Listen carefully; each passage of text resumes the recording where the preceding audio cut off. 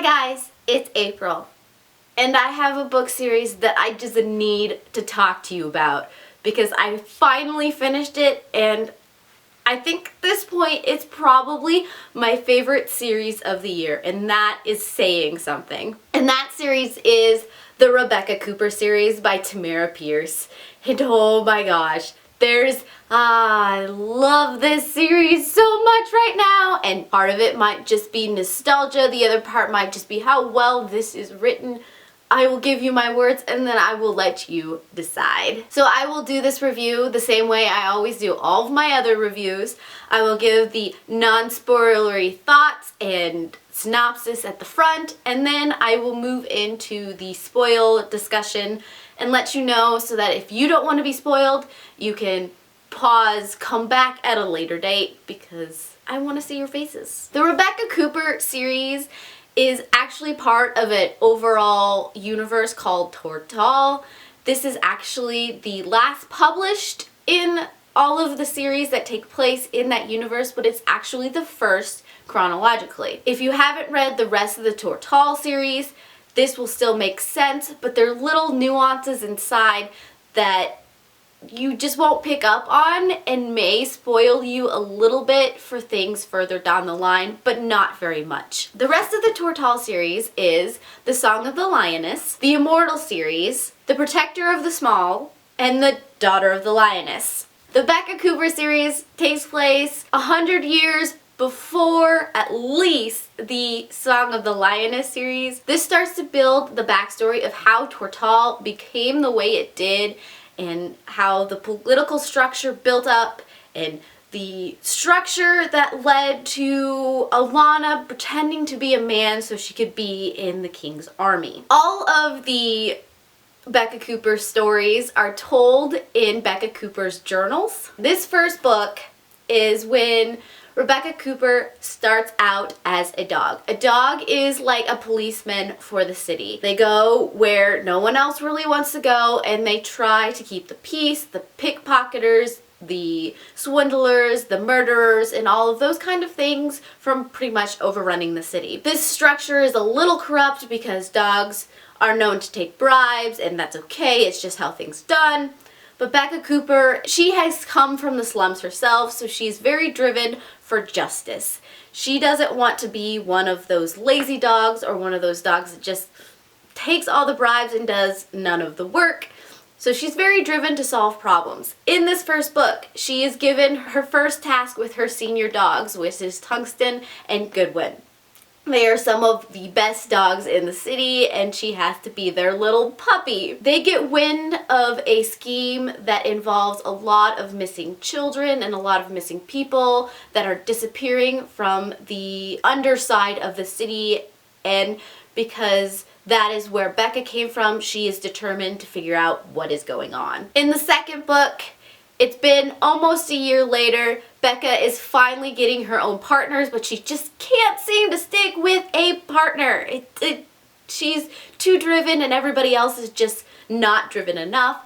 So in the end, she is sent on a mission with Goodwin, her previous senior partner, and they start trying to figure out why all this fake silver is starting to flood the city. She also manages to acquire a scent dog called a Chew, who is absolutely adorable and one of the best in the city, but her previous handler had been misusing her, and Beka spoke up and ended up with the dog. And then finally you have Mastiff. Beka Cooper and her other senior dog, Tungsten, go on a mission to save the kidnapped prince.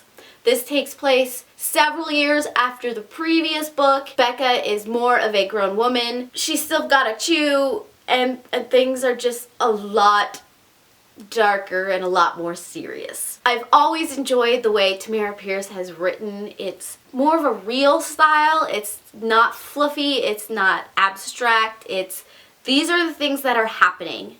It is up to you to interpret what is going on. There are little clues and hints to feelings, certain directions, but they're not in your face and they don't take over the story, which is what I really, really like. She also makes fantasy very accessible, especially since the first of the series are so small and easy to get into. So if you do start with these books first, it is really easy to get into this book, even though it's more of a chunky read, because you have all of the backstory and world building of the previous books. This doesn't seem nearly as daunting. I did like the fact these ones were so much chunkier than all of the other books because they just feel more weighty than all the rest. They feel a little older than the previous series. I enjoyed that so much. Beka Cooper herself is a wonderful character. She is very driven, very motivated, and very strong in certain areas. She is not a people person in the least. She is extremely shy, and this can hinder her in some regards. And she never sees herself as anyone special and never wants to be anyone special. Even though she has Pounce, who is pretty much the best cat in the world as far as cats go, mainly because there may be more there. And she also has the ability to talk to the dead who are carried by pigeons. How does she come up with these stuff? Pigeons. If you like mystery style reads and you like fantasy, these books are extremely fun to pick up. The characters all feel very real. They all have flaws in some way that make them human, which I appreciate.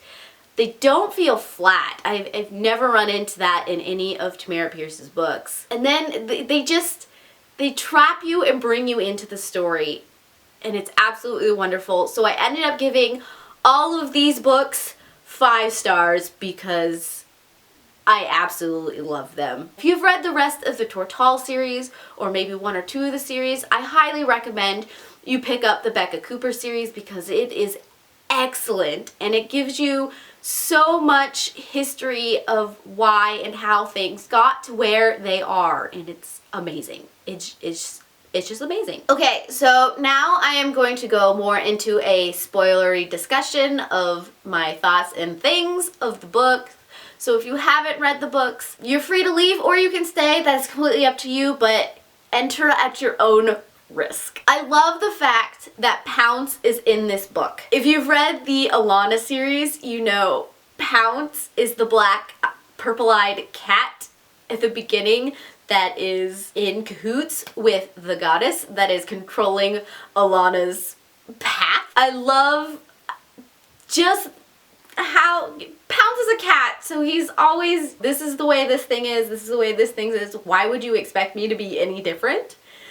And then at the end of the series where George Cooper has stolen the Beka Cooper statue from his mother and he's looking at it, and Pounce is finally back from his punishment and he completely wipes from his memory the cat had purple eyes. And then the next you get when George meets the cat for the first time, and it kind of triggers something, but it doesn't signal that, hey, this cat has been in my family history. This is about to get really interesting. So the overall Pouncitude of everything, Pounce, oh, I really, really, really like Pounce. Mainly because I'm a cat person, but I'm also a dog person. So Achoo, I absolutely love Achoo as well. He is got to be one of the best dogs I have ever read about.